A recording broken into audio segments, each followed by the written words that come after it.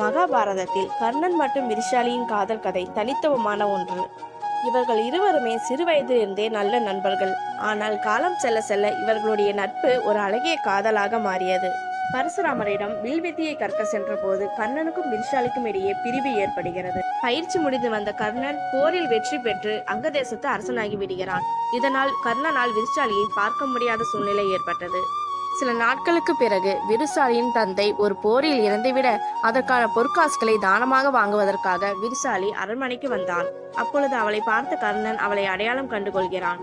ஆனால் இங்கு அரசனாக இருக்கும் கர்ணன் தான் தனது சிறுவயது நண்பன் என்பது விரிசாலிக்கு தெரியவில்லை.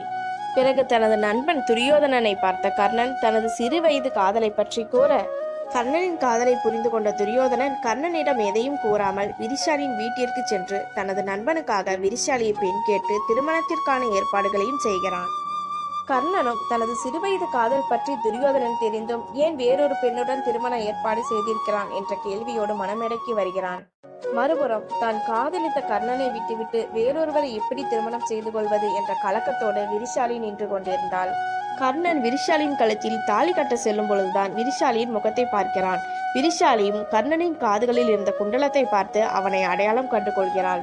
இருவரும் ஒருவரை ஒருவர் பார்த்து கொண்டிருக்க அப்பொழுது அங்கிருந்த துரியோதனன், நண்பா, கண்களால் காதால் பேசியது போதும், தாலியை கட்டு என்று கூறினார். தானத்தில் சிறந்தவனும் கர்ணன் தான். தன் மனைவின் மீது தீராத காதல் கொண்டவனும் கர்ணன் தான். மகாபாரத போரில் கர்ணனின் உயிர் பிரிந்தவுடன் விரிசாலியின் உயிரும் பிரிந்தது.